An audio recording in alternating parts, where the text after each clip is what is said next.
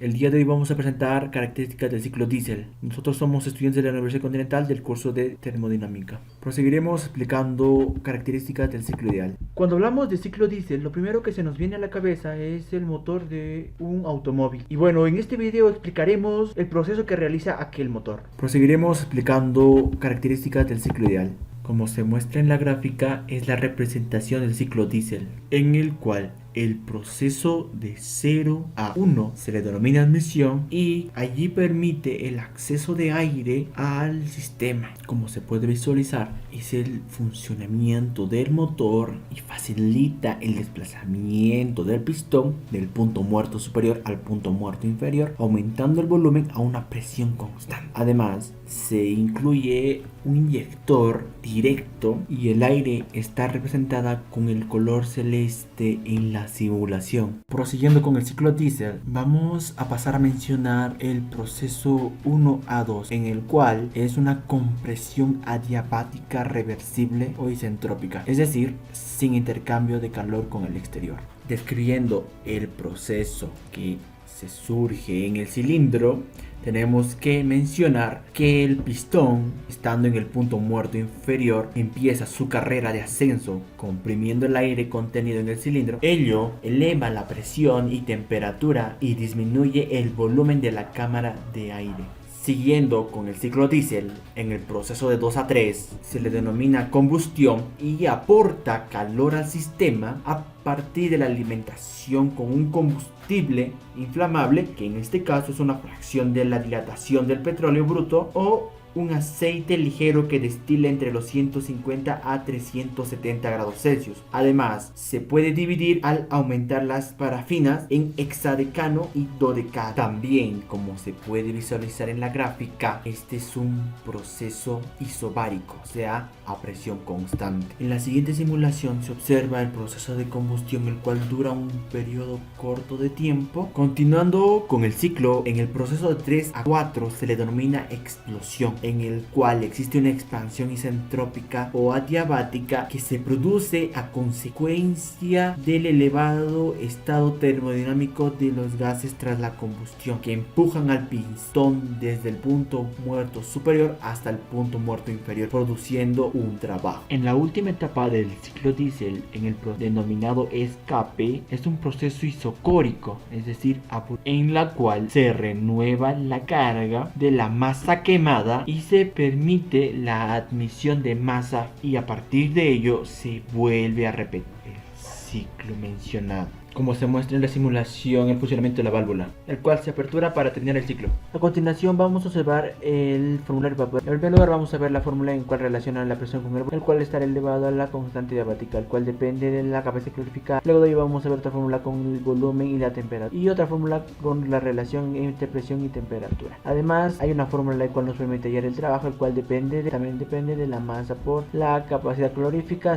por la diferencia de temperatura. Además la diferencia de energía es igual al trabajo. Cabe recalcar que este proceso se da de 1 a 2 y de 3 a 4. Ahora, en el proceso de 2 a 3 es un proceso isobárico, de ello se anulan las presiones y sale esta ecuación muy importante. Luego de ello vamos a hallar lo que es el trabajo, que depende de la presión y el volumen, como en este caso de aquí. Y luego de ello tenemos el calor, que depende de la masa por la capacidad calórica por la diferencia de temperatura. Finalmente veremos en el proceso isocórico de 4 a 1, en el cual veremos la misma fórmula del isobárico, el cual simplemente se va a anular lo que son los volúmenes y va a quedar esta fórmula. Luego de ahí vamos a ver que el trabajo es igual a 0 y que el diferencial de energía es igual al calor, y el calor es igual a la masa por la capacidad calorífica, y esto multiplicado por el diferencial de temperatura. A continuación les voy a explicar el ciclo real. El ciclo real es el que refleja las condiciones efectivas y funcionamientos de un motor, y cuando se representa en un diagrama se denomina diagrama indicativo, ya que se puede obtener con la utilización de un indicador. Este instrumento detecta las variaciones de presión y volumen en el interior del ciclo de cada momento un ciclo. A continuación les voy a explicar los diagramas. El diagrama pérdida de bombeo.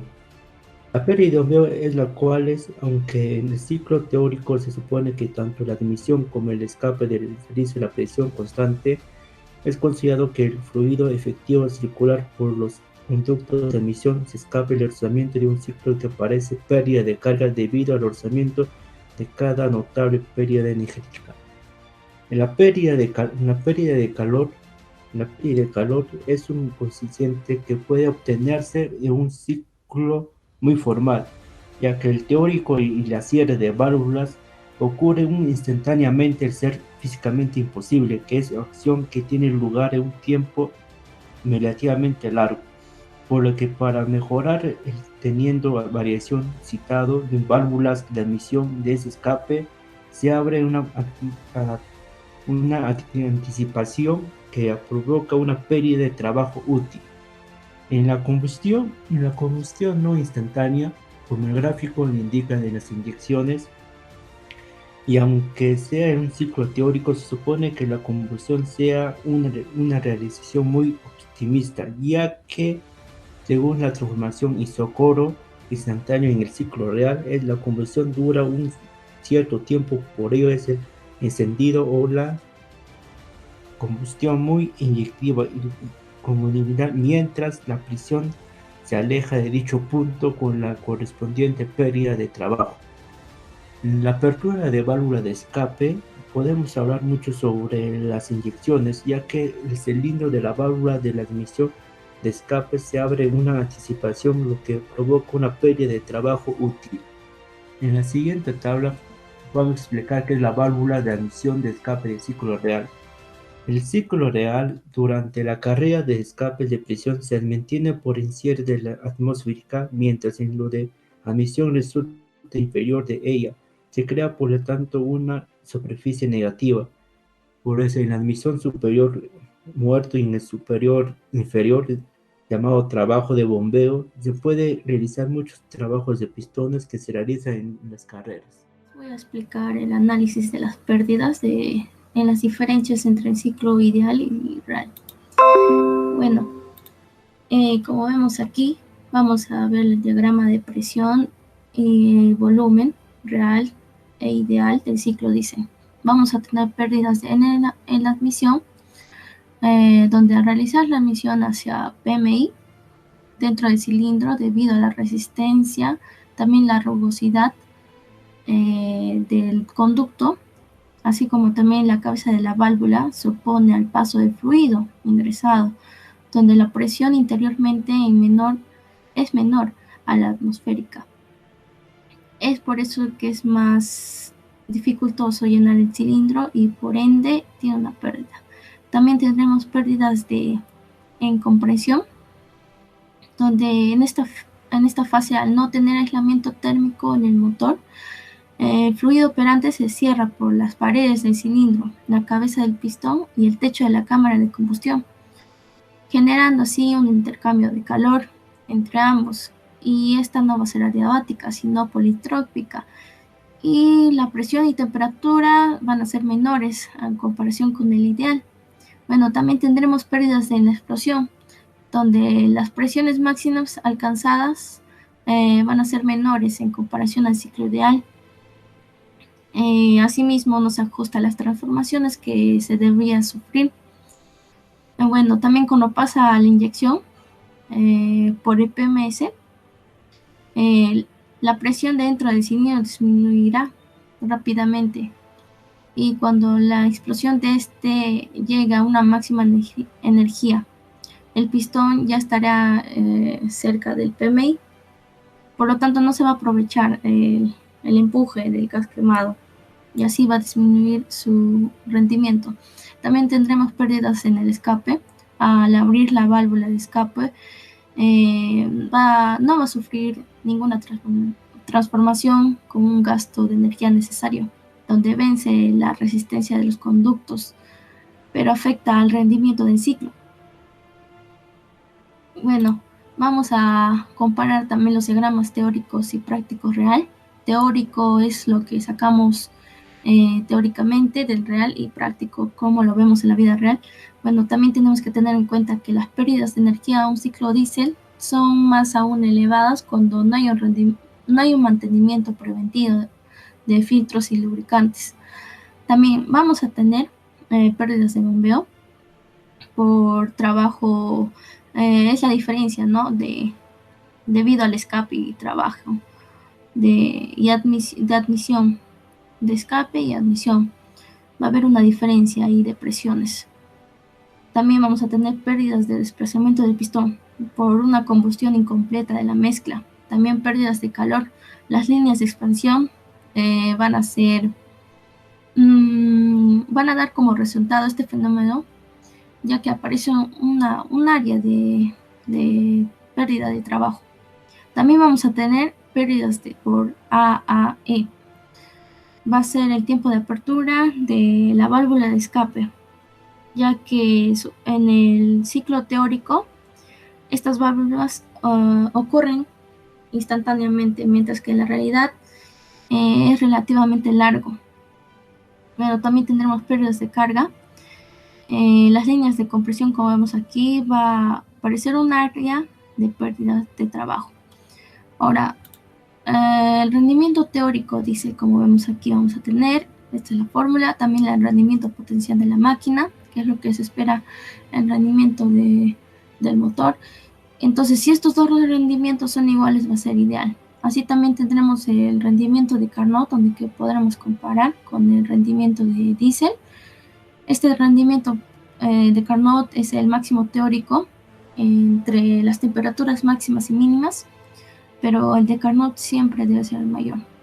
También las eficiencias térmicas de los motores diésel van de 35 a 40%. Ya. Ahora las aplicaciones, primero debemos saber los motores de 4 tiempos. Una de ellas, la primera es de admisión, es en el descenso del pistón. Va a aspirar la mezcla del aire, combustible, en los motores de encendido provocado. Y también el segundo es tiempo compresión.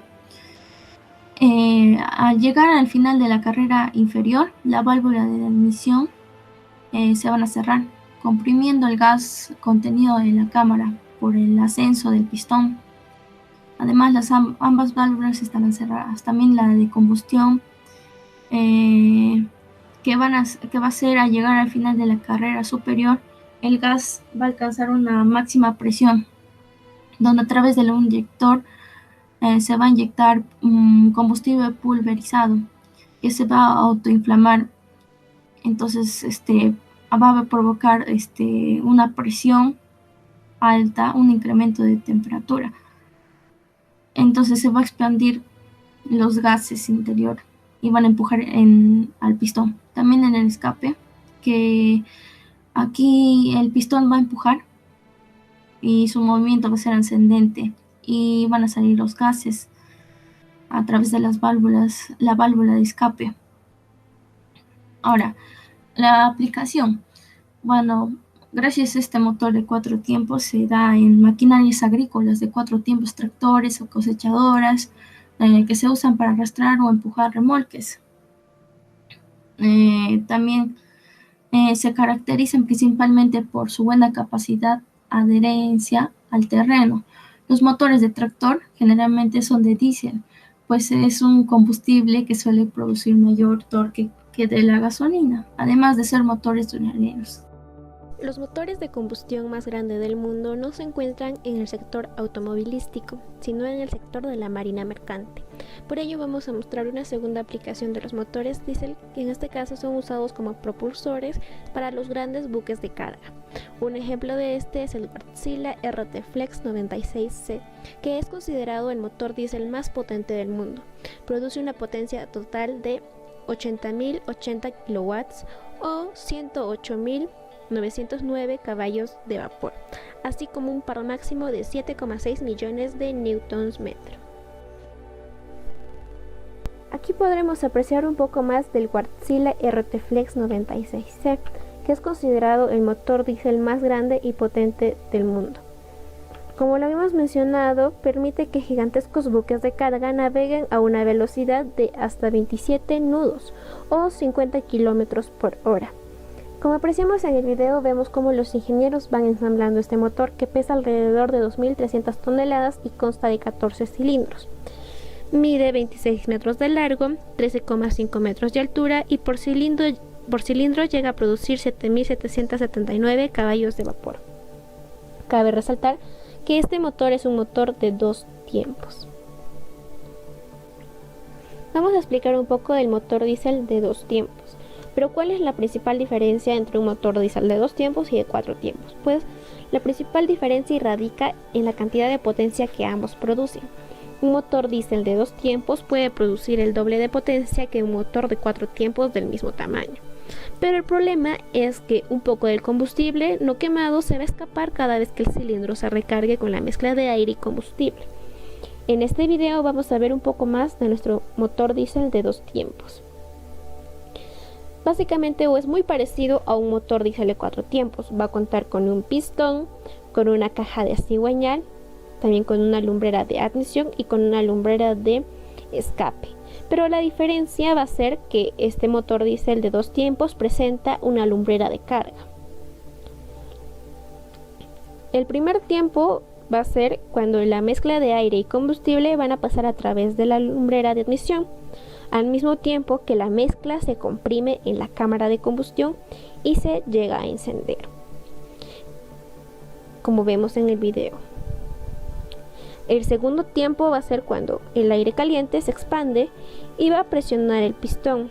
La mezcla va a ingresar a la cámara de combustión, forzando a que los gases quemados salgan fuera de la cámara de combustión. Y eso van a ser nuestros 2 tiempos del motor diésel. Vamos a ver qué mejoras podemos hacer a nuestro ciclo diésel, a nuestro motor diésel. Pero ¿qué debemos hacer para mejorar el rendimiento de nuestro motor? Podemos instalar un intercooler de alto rendimiento, esto con la finalidad de poder enfriar el aire, pues cuanto más frío esté el aire, mejor combustión hará el motor y mayor potencia va a tener. También hay que tener en cuenta el desempeño del intercooler, ya que cuando mayor sea la temperatura se va a reducir más y con mayor velocidad, aumentando la potencia de un 10 a 15%.